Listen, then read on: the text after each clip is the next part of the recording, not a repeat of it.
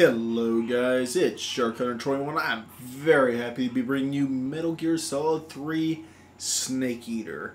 As you see, I do have the HD collection, so that gets me Metal Gear 3, Metal Gear 2. I don't know when I'll do that, but I might want to do it. And Peace Walker. But for now, we're going to be doing Metal Gear Solid 3, which is set in 1964. The Virtuous Mission and Operation Snake Eater. Alright, so let's go ahead and read this.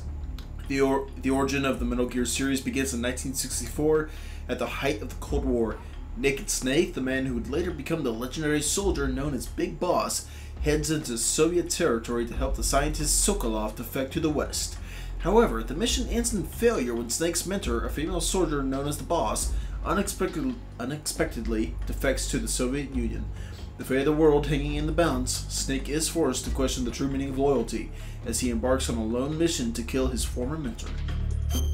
Now that does kind of give away the Quake plot, but I mean we're gonna get through that fairly fast. The longevity of these first couple parts is mainly going to be just soaked in cutscenes. If you're not familiar with the Metal Gear games, usually the first couple hours, I mean, you can pretty much expect an hour plus of that to be devoted to cutscene. It's just how they go. There's still plenty more to come afterwards, but you start to like them a lot better. Alright, I'm going to skip that, because we're going to get that intro later anyway. There it is. Hideo Kojima game. Oh, fuck yes. Alright. So, let's see. And we also do get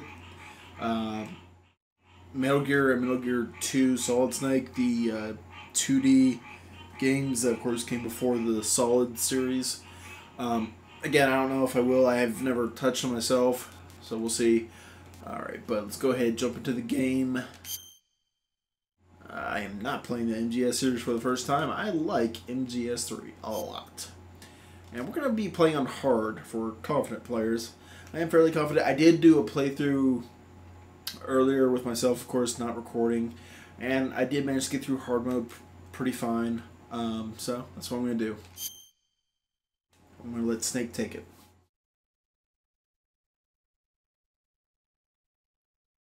After the end of World War II, the world was split into two, East and West.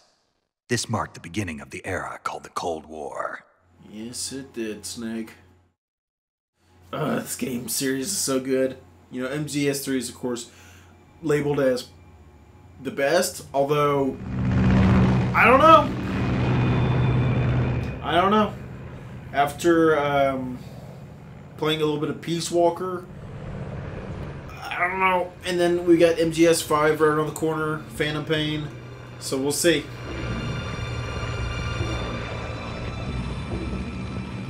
That one might just be able to take the title away, but for right now, this one's still my favorite. Fox!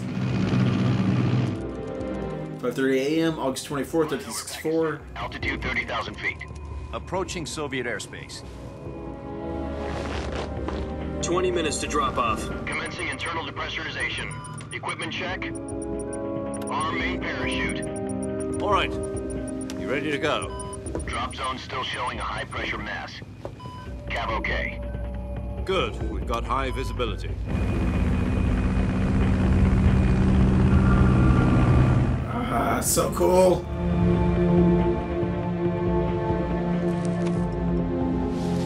Snake smoking a cigar. Put out that cigar. Make me. Connecting oxygen hose to interior connector. Put on your mask. Make me. I dare you.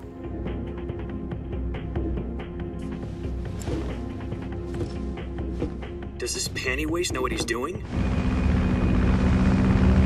You know who you're talking to, sir? Approaching release point. 10 minutes to drop off. Hey, are you deaf? He said put out the cigar and put on your mask. Oh, fine. If you say so. good cigar too. Damn it. Depressurization complete. Checking oxygen supply. 6 minutes to drop off. Opening rear hatch. Oh, yeah.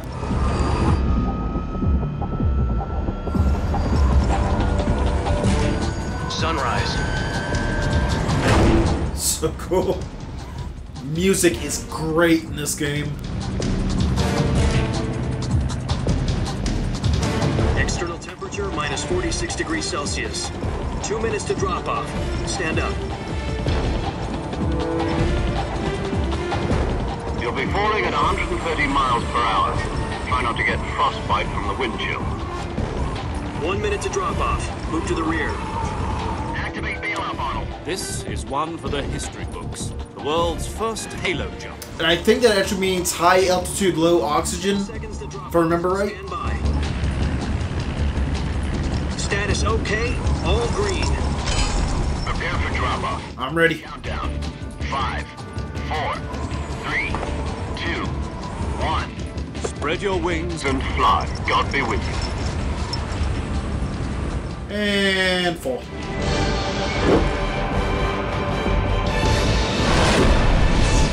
Yeah! Snake! Fuck yeah!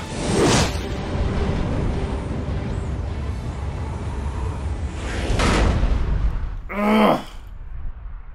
Love it. Love it, love it, love it. Jack, I've got some important news. What you got?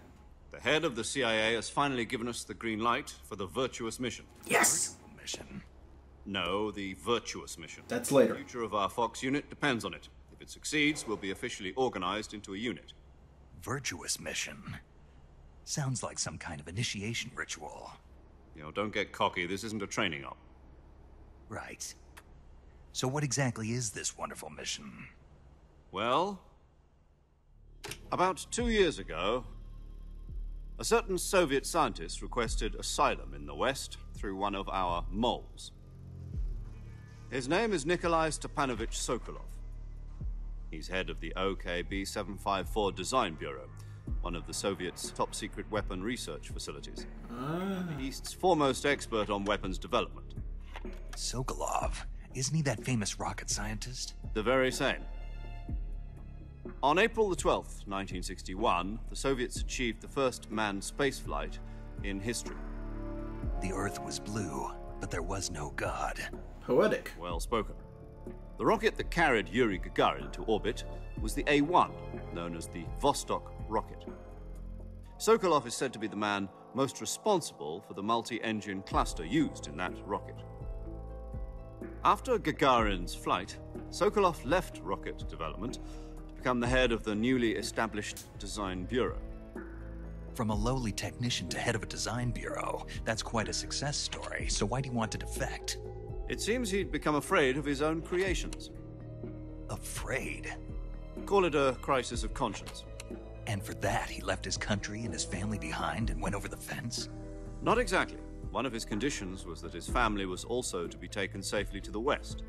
We used a mole to get the family out first and succeeded in sneaking Sokolov over the Berlin Wall shortly afterwards. I was the one who conducted the operation. The security on the eastern side was still full of holes back then. Then what? We got Sokolov over in one piece, but the whole ordeal had left him exhausted, and we checked him into a hospital in West Berlin. It took him 2 weeks and more than 600 miles to get from the research facility in the Soviet Union to Berlin. He was in no condition to say anything coherent. And it was only a week later that we had something much bigger on our hands. The Cuban Missile Crisis. Awesome. October the 16th. Not awesome. Very scary time, actually. President Kennedy received word that the Soviets were in the process of deploying intermediate-range ballistic missiles in Cuba. The President demanded that the Soviets dismantle and remove the missiles. At the same time, he announced a naval blockade to prevent further missile shipments from reaching Cuba. But the Soviets didn't back down, instead placing their armed forces on secondary alert. Soviet transport ships carrying missiles continued on course towards Cuba. US and Soviet forces went on alert for an all-out nuclear war, frantic negotiations were conducted through the UN's Emergency Security Council and unofficial channels to end the hair-trigger standoff. Finally, on October the 28th, the Soviet Union agreed to remove its missiles from Cuba. And so the world avoided a nuclear holocaust. Thank God. But in order to get the Soviets to pull their missiles out, we had to make a deal. You mean the one where the US agreed to remove its IRBMs from Turkey? No. The Jupiter IRBMs deployed in Turkey were obsolete, and we were going to get rid of them anyway. They had no strategic value whatsoever to either the US or the Russians. The Turkey deal was a ruse, a cover story that was fed to the other intelligence agencies around the world. So what did the Russians really want? Sokolov. They wanted us to return Sokolov. They wanted their Einstein. You mean the Soviets pulled out of Cuba just to get their hands on Sokolov? That's right. What the hell was he working on? At the time, we had no idea. We were running out of time. It was either give up Sokolov or risk full-scale nuclear war. In the end, we had no choice. Sucks to be Sokolov. Kennedy gave in to Khrushchev's demand. The next day, I got Sokolov out of the hospital, handing him over to agents on the eastern side. Sokolov kept on screaming, "Save me," until he disappeared from my sight. Then a month ago, we received some new information from one of our moles. About Sokolov? Yes. He was taken back to the research facility and forced to continue working on the weapon in question under KGB supervision. What's more, it's on the verge of completion. So what kind of weapon is it? Something to do with space rockets? No, missiles. Same technology. I guess you're right. We don't know the details, but it appears to be a new kind of nuclear device. For half a year now, the Soviets have been conducting frequent nuclear tests at Semipalatinsk. Something to do with the weapon, I assume. We're talking about a secret weapon so big that Khrushchev was ready to pull out of Cuba to get it back. Is Sokolov still in the facility?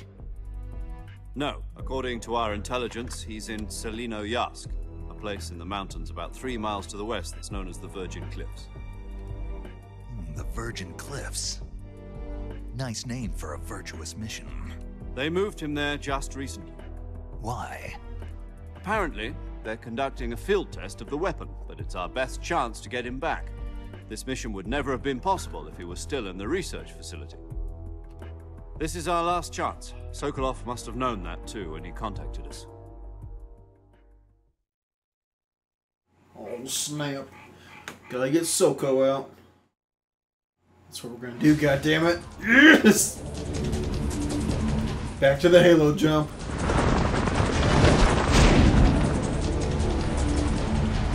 Go, Snake, go! Fucking cool.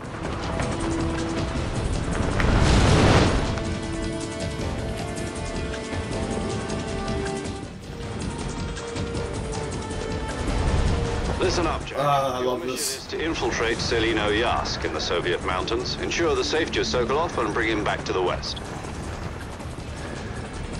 I'll try, man, I'll try. If we don't get Sokolov back before that weapon is complete, we'll be facing a major crisis. The clock is ticking.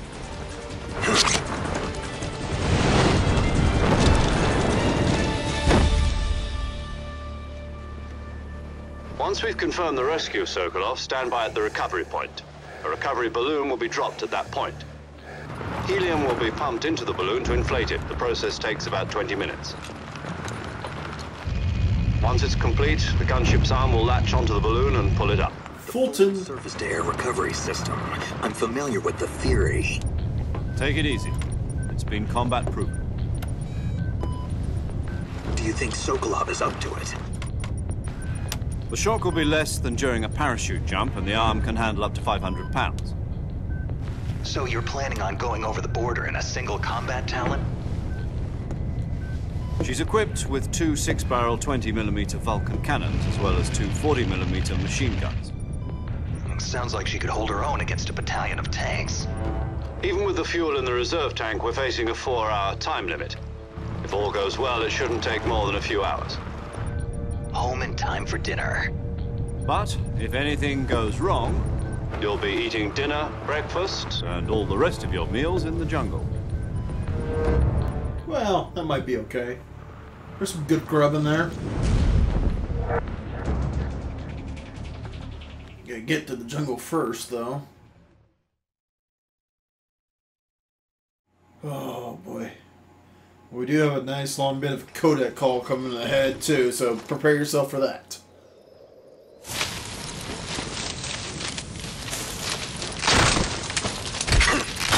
Oh, and there goes my pack. Great. A good old famous pose.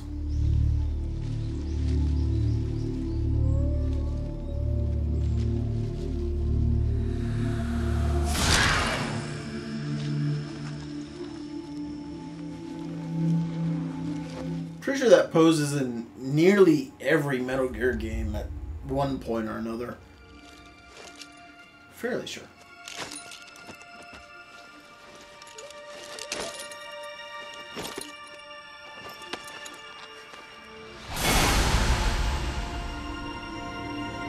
Come on, give us that face.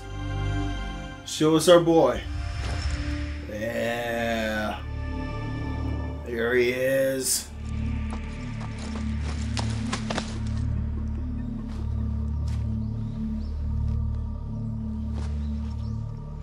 And to codec.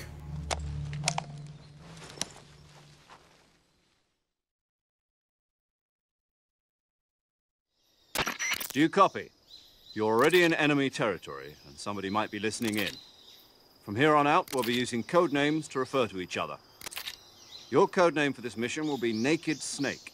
I'll be referring to you as Snake from now on. You're not to mention your real name. Snake? Oh, you don't like snakes? What do you mean? You've eaten one before, haven't you? In survival training? I'm glad to hear that. I don't know if I'd ever order one in a restaurant, but... Be careful, you might not have a choice. What about you, Major? What should I call you? Let's see. I'll be Tom. Call me Major Tom. This will be a sneaking mission. Love You that. must not be seen by the enemy. You must leave no trace of your presence. Is that clear? This kind of infiltration is the Fox unit's speciality. In other words, weapons and equipment are procured on site. That goes for food as well. You're completely naked, just as your name implies. Great. Now I see why you asked me if I like snakes. I suppose calling me Snake was your idea of a joke, too. No, there's a good reason for that. I'll tell you later when the time is right. Gotcha. Getting back to the subject, how exactly am I supposed to feed myself? You've been issued a knife and a tranquilizer gun. Use them to hunt for food. About that. You'll also find some medical supplies in your backpack. Well, Yeah, about the backpack. I lost it in a tree on the way down. I see. Well, you'd better go back and get it then. You know where it is? No problem. I can see it from here. It's stuck on a branch. To climb a tree, stand in front of a tree that's covered in ivy and press the action button. okay. I'll be monitoring your progress over the radio. We can't risk violating Soviet airspace, but I'll be in the gunship. My frequency is 140.85. I'll give you a call if I need to talk to you. If you need to talk to me, use the send function. Okay, Snake, go get your backpack. All right, Tom. Let's do this. Get our first bit of motion going here, but it's going to be taken away from us just as quick.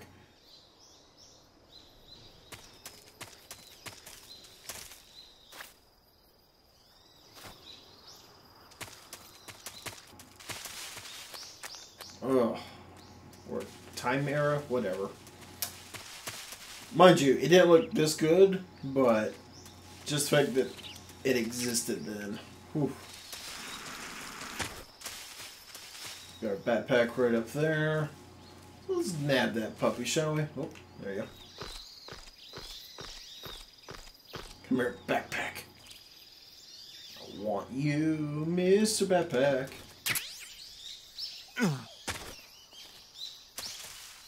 And right back to codec. I see you've retrieved your backpack, Snake. To equip a weapon, it's necessary to take it out of your backpack. In the survival viewer, choose Weapon from the backpack.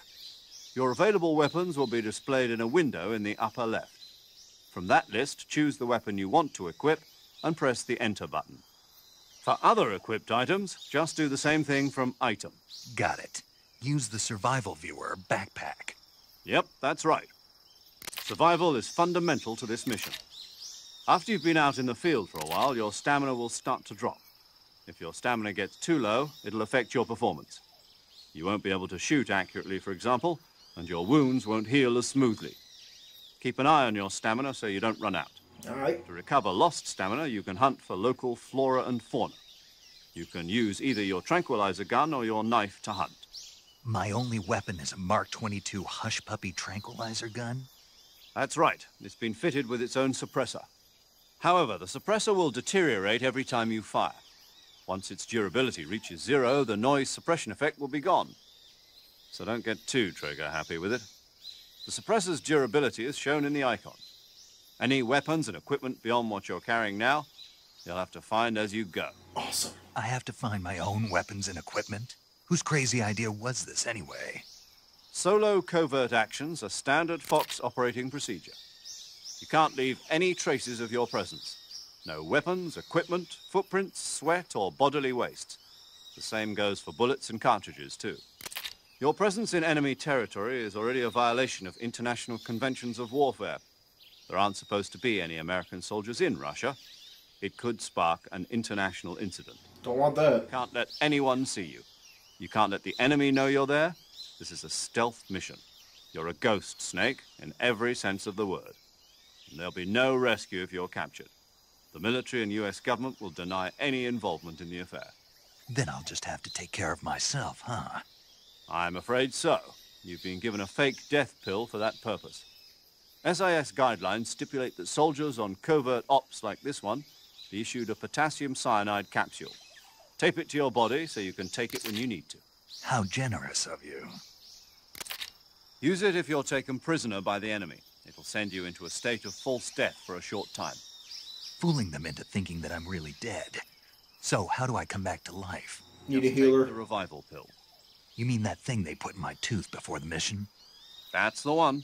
But be careful. If you remain in a state of false death for too long, nothing will be able to bring you back. Remember that. I'll keep it in mind. You said this was a solo mission, right? Right. I guess that means I can't count on any reinforcements. Correct. The mission rests entirely in your hands. A real one-man army. No pressure. Relax. There's a support team ready to back you up over the radio. Who? I'll introduce them to you. This time, survival is of utmost importance. The first member of the support team will be in charge of monitoring your physical condition, acting as a medic, so to speak, as well as recording your mission data. She's a member of Fox as well, and she's here on the gunship with me. She. Hello, Snake. I'm paramedic. Hey, nice girl. to meet you. Paramedic. As in a medic who comes in by parachute. Aren't you going to tell me your real name? Are you going to tell me yours, Mr. Snake? My name, huh? It's John Doe. And they call you Jack for short. You're a regular Captain Nemo. A name means nothing on the battlefield. After a week, no one has a name. What's your name? Jane Doe. Very funny. I wasn't joking, but I'll tell you my name only if you manage to make it back alive. My frequency is 145.73. She's also in charge of recording your mission data. Whenever you want to save, send a message over the reserved save frequency, 140.96. Thank God we don't have to remember these. Lets me record my mission data. That's right. It also records the state of your health. Good to know. There's one more person I want to introduce you to, Snake. Huh? Speaking of snakes, you remember the boss, don't you? A legendary soldier and your mentor. Actually, it was the boss that got the DCI's authorization in the first place. She's going to be serving as Fox's mission advisor. The boss is? She also helped me plan this mission. She and I were at SAS together. Jack, is that you? How many years has it been? Boss. Boss? That's right. It's me. Boss. Talk to me. Let me hear your voice. Hi! It's been 5 years, 72 days, and 18 hours.